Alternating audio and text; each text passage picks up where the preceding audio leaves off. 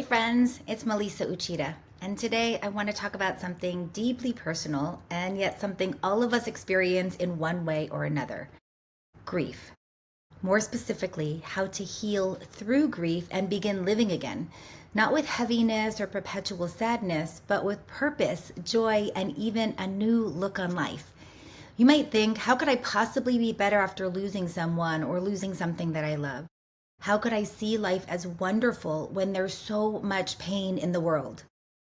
Look, whether you've experienced a death, a breakup, a loss of a career, a loss of an identity, a move, know that suffering is optional and that the pain you feel is real. You've got to feel it. You've got to be with it. But the suffering, that heaviness that arises when you say someone's name or when you think about what used to be, that is optional and you don't have to carry that forward.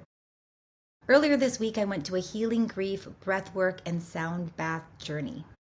The room was dark and cool, and we laid on the floor on yoga mats covered in blankets.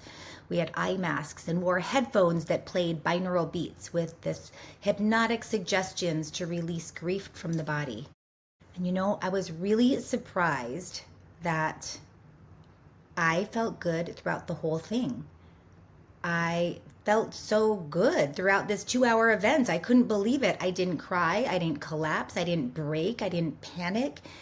And the coolest thing was that I didn't hurt. There was no pain in my grief.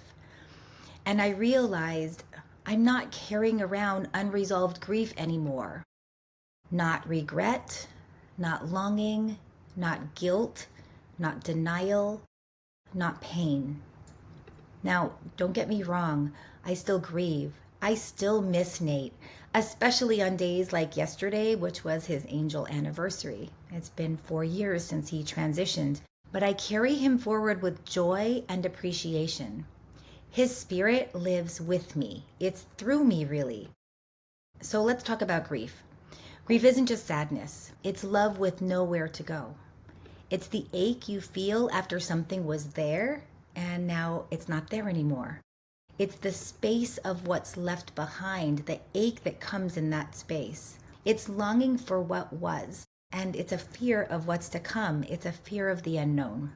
When we don't face grief, we close off and we carry this sadness, this fear, and this feeling of unfairness, and it can make us hard. It can make us feel like victims, and we can become resentful of other people who still laugh, they still enjoy life, they're still loving, and they're totally innocent of the pain that the world can bring. There's still a life that's worth living. Carrying around that grief, carrying around that angst, keeps us separate from the very things that make this life so incredible: connection, belonging, and joy.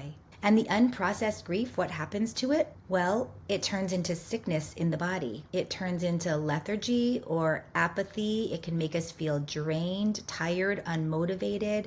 We can numb it with alcohol, drugs, or anything else that we could be numbing with. And daily life can become a chore. It makes waking up in the morning really challenging. I've been here. This isn't, part of this is natural grief. And I'm talking about what happens after you've been in grief for a while. Now look, my grief coach says that early grief is the first 2 years. So I'm really not talking to anyone that's within the first 2 years. And I really don't believe in putting a timeline on grief, but at some point life becomes really heavy. And at some point you go, I'm so tired of feeling this way. I can't stand feeling this way. We become sick in the body, sick in the mind, and our soul hurts.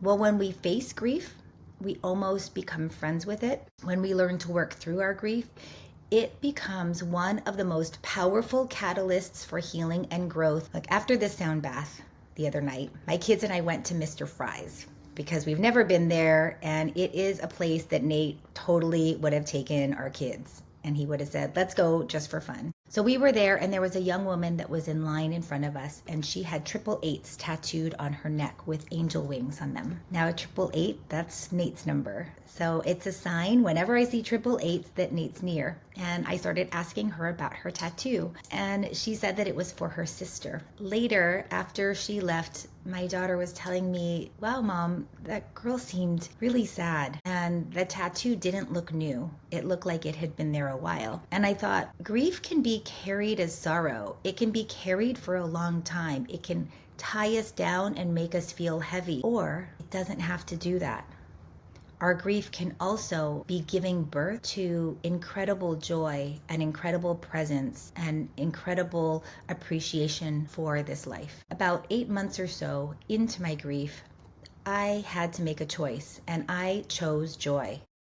I decided Nate's life and death wouldn't be in vain. They're not going to be for nothing. His death, I wasn't going to let that transition mark us into a spiral downward, and that his death instead would be something that would launch us into our best thriving for me and for my kids, that we would live fully. We wouldn't just survive. And I realized the angle of that impact totally depended on me. But this video isn't about me. It's about what happens when we avoid our grief, when we ignore it, we numb it, we suppress it, or we hide from it. We run from it. Because the truth is, you can't outrun the pain of grief, but you can move through it. So I'm going to walk you through a simple 5-step process to heal through your grief and to carry your loved one forward, not as pain, but as love. Step 1, start where you are. You might be stuck replaying the moment, replaying the events of the night, trying to rewind time, looking for a reason, looking for someone to blame. It can be yourself, it can be someone else, but you want to blame someone, and that is okay. That's part of how we're wired. I did that too. We want answers, and we need to find some meaning in this event that's so incredibly, painfully terrible. But eventually, you'll want more peace. You'll want more peace than certainty.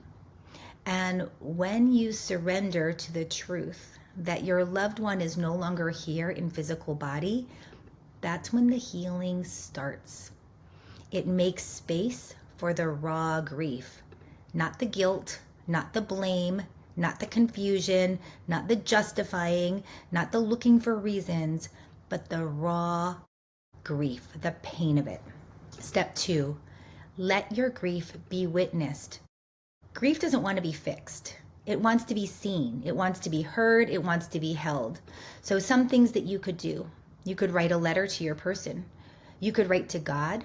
You could talk to a grief counselor, join a community, post a tribute online, speak their name, hold a fundraiser or memorial, have a bench or a tree planted, but it needs to be seen. Now, not everyone can hold that space for you. Family and friends might not be the right fit. It just depends. But the right people can. And it's so important that you let them witness your grief for you. Step 3 is to face your fear. Losing someone you love brings the craziest, most intense fear. It's like all of the fear of your whole life suddenly storms in and the gates flood open. Suddenly the world doesn't feel safe anymore. The impossible, the no way, the worst thing became real. And fear shows up everywhere. Fear of more loss, fear of the future, fear of life itself, fear of being alone, fear of not knowing where to go and what to do. But look, you've already survived the worst day of your life. Facing this fear and learning to walk with the fear creates a courage in you and a strength in you. It builds this courage and this strength in you. And what's on the other side of that fear is freedom. It's so incredibly powerful, but it requires your willingness to face your fear. You'll notice childhood fears will start coming up, all kinds of underlying fears that you go, gosh, I thought I worked through that already. And all of a sudden it's like, nope, sorry, we're going to bring in all those childhood wounds. But if we look at those as opportunities for growth rather than as setbacks in our grief, you can have huge transformation. Step 4 is moving and getting into nature. Grief lives in the body. So let it move. Breathe, stretch, cry, dance, walk barefoot in the grass, stand by the ocean, sit under a tree, splash in water. Movement and nature help you process what words can't, and they help you to restore your prana, your life force. Schedule time for both. I spent a ton of time in the garden, in pools, in water as often as I could. I needed my hands in dirt. I needed to be watching the clouds. I needed to be talking to the animals, talking to the plants. Whatever it is for you, schedule time and give yourself that sacred time as time for your grief. Step 5 is commit to your healing. Healing's not going to happen overnight, but it will happen if you commit. Commit to being the most honest, the most open, the most authentic version of you. That's how you honor your loved one. It's by living fully. It's by laughing again. It's by loving again. And it's by carrying their essence through you. Not as a burden, but in ways that mold you into your best self because of them. Like going to Mr. Fry's. I try to do these things that Nate would do, not because I want to, but because it's something he would have done and it would have enhanced their lives. I carry him forward in small ways like that. What would Nate do? What should But what happens is the grief doesn't disappear, but it transforms, and it allows you to carry your loved one forward in the most special way, in the best, the most authentic, the most wholesome way. If this touched you, I hope you share it with someone who needs it. Leave a comment. I would love to know what's one way that your grief has shaped you. What's something that you carry forward of your loved one that you carry into your life. And if you want more support, more stories, more hope, subscribe and let's walk this path together. You are not alone. You are so deeply loved and you are healing.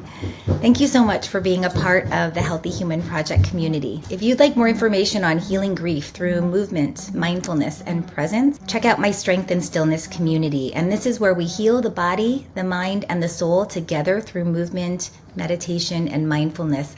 I'll put a link in the show notes. Thanks so much, and I'll see you in the next episode.